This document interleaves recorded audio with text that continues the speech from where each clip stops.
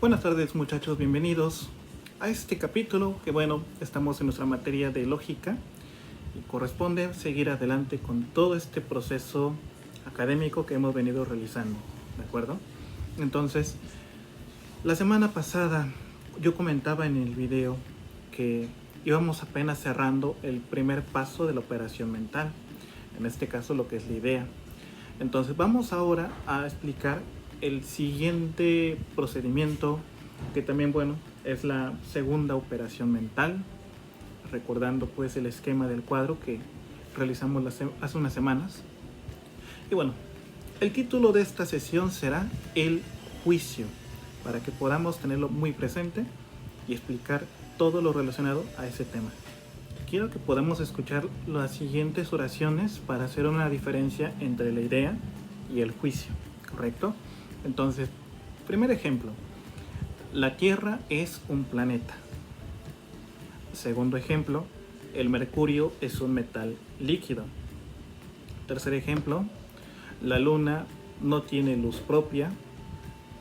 Siguiente ejemplo, la superficie del triángulo es igual al producto de la base por la mitad de la altura. Estos son algunos ejemplos, ¿de acuerdo? Entonces, en todos ellos encontramos siempre una afirmación o una negación. Tengan muy en cuenta lo que acabo de mencionar. En todos los juicios encontramos una afirmación o una negación. Yo mencionaba, la Tierra es un planeta. Esta es una afirmación, ¿correcto?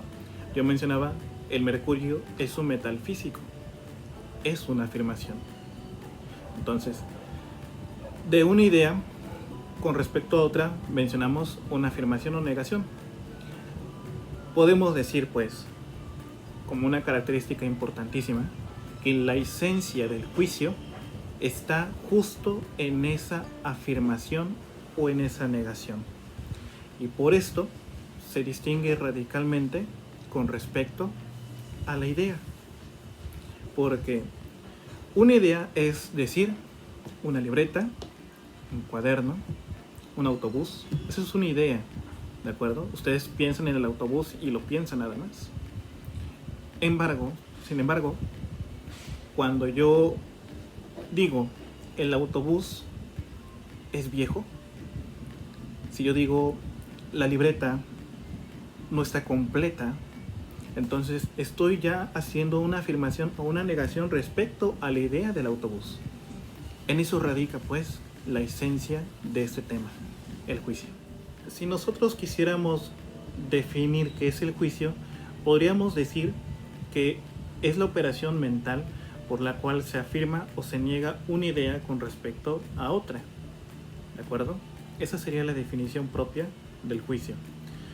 Entonces, el juicio como pensamiento, porque es un pensamiento, es una actividad mental, es la afirmación ya realizada, de una idea con respecto a otra.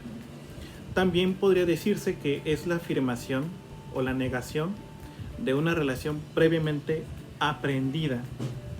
Y por último, este mismo pensamiento que estamos mencionando, en cuanto que se encuentra expresado externamente, se llama proposición o enunciación.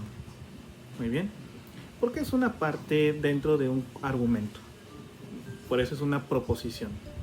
El juicio, ante todo, son elementos argumentativos que al final van a llevarnos hacia una conclusión en un apartado netamente lógico. Entonces vamos con el siguiente punto. ¿Cuáles son los elementos del juicio? Atención con esto, queridos chicos. Todo juicio se compone de 3 elementos: sujeto, verbo y predicado. ¿De acuerdo? Entonces, el sujeto es la idea de la cual se va a afirmar o se va a negar algo. Ese es el sujeto. Supongamos el profesor. El predicado es lo que se afirma o se niega del sujeto, claramente. En este caso, el profesor es moreno. Estoy afirmando algo con respecto al sujeto. El verbo no solo une el sujeto con el predicado, sino que expresa la misma afirmación o negación, que es lo básico en el juicio. En este caso, el verbo es la cópula o la palabra es. El profesor es Moreno. Sujeto, verbo y predicado. Es el elemento constitutivo del juicio. El verbo es pues el elemento más importante, porque a través de él afirmamos o negamos una idea. ¿Es o no es? Y difícilmente puede faltar en un juicio, muy difícilmente. Tomemos un ejemplo, otro, cual sea. Napoleón es un general francés. Muy bien. Entonces, el sujeto de esta oración es Napoleón. El predicado, general francés. Y el verbo, que es la cópula, es sujeto, verbo, predicado.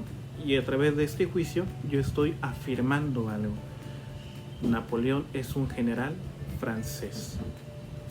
Pero bueno, podemos decir en estos momentos, ¿y cuál es la importancia del juicio? Bueno, el juicio reviste una especial importancia dentro del conjunto de pensamientos y principalmente por estos 3 motivos que a continuación voy a mencionarles.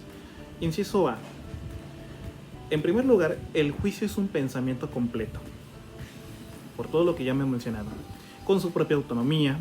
En cambio, la idea es un elemento nada más, hecho como una célula que se va a componer como un organismo independiente. Entonces, nuestro modo ordinario de pensar con base en juicios va a ser propiamente este apartado que estamos mencionando. El juicio es un pensamiento completo, porque demuestra autonomía, tiene sujeto, verbo y predicado. Inciso B. Por otro lado, las ciencias están compuestas principalmente de juicios. Las ciencias siempre nos están abordando y entonces es un elemento muy importante en la vida del hombre. Por lo tanto, si los juicios sirven para las ciencias, netamente es obligado que nos interese. Las leyes y principios científicos que podemos nosotros conocer por sus clases de física, de matemáticas, son muchos juicios que, bueno, son importantísimos para comprender la estructura del mundo y su comportamiento.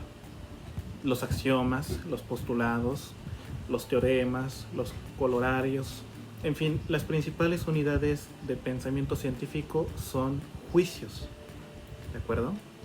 Y por último, inciso C, la sede de la verdad es el juicio. Y es que por medio de la afirmación es como podemos conformarnos con la realidad o no. Las ideas, en cambio, en este sentido no son ni verdaderas ni falsas, simplemente son ideas. En cambio, el juicio nos lleva, mejor dicho, a la verdad, porque nos afirma o nos niega lo que es verdadero o lo que es falso.